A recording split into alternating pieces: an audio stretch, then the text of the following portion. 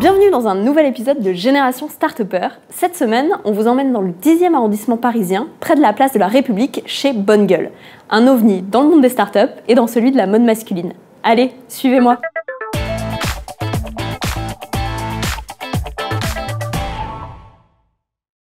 Bonjour, je suis Geoffrey Bruyère, je suis cofondateur de Bonne Gueule. À la base, Bonne Gueule, c'est un blog de mode masculine fondé en 2007, mais on a connu un destin un petit peu unique. On est devenu le premier site français de mode masculine avec plus de 3 millions de visiteurs qui fréquentent le site chaque année. On a une mission et une seule, c'est aider les hommes à se sentir bien dans leurs vêtements, mais on y arrive de deux manières différentes. La première, c'est via un média. Vous allez trouver des conseils en style, des avis sur les marques, des tutos pour reconnaître la qualité.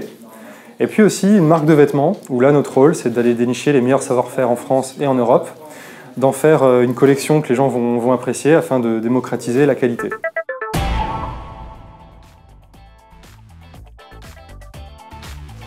C'est qui le lecteur type Bonne Gueule ? De Bonne Gueule. C'est difficile à dire aujourd'hui. Je pense d'abord quelqu'un pour moi de passionné, qui a toujours envie d'apprendre quelque chose et qui a toujours envie de se surpasser, que ce soit dans ses vêtements comme dans sa vie en général.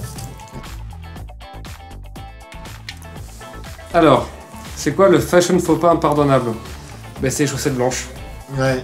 Les chaussettes blanches de sport. Tu t'en souviens de mes chaussettes blanches, Ben ? Moi j'ai rien dit, hein. C'est toi qui t'es... Non, c'est que... Alors, faut expliquer. C'est au début, quand je suis arrivé chez Bonne Gueule, j'avais des chaussettes blanches. De sport. De sport. Et du coup, je me suis fait charrier par tout le monde.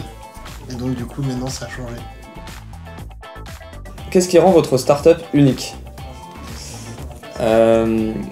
Moi, je pense qu'il y a un truc qui est assez fort, c'est qu'au début, il n'y avait pas d'idée très claire sur comment le blog allait être monétisé. Et peut-être qu'il s'est donc démarqué assez rapidement d'autres blogs de l'époque, voire la quasi-totalité, où il y avait beaucoup d'affiliations. Du coup, ça a permis d'avoir une communauté très à l'écoute, très fidèle, et ça a été le début d'un effet boule de neige, à mon avis, qui va faire que continuer et que s'améliorer. Bonjour Geoffrey. Bonjour. Bonne Gueule est né en 2007 avec Benoît. Comment on fait pour supporter son associé pendant près de 10 ans ? Bon, déjà, c'est plutôt bien quand c'est un copain à la base. C'est un peu comme dans un couple, quand c'est une personne que vous voyez tous les jours, il faut continuer à la regarder et pas juste l'apercevoir.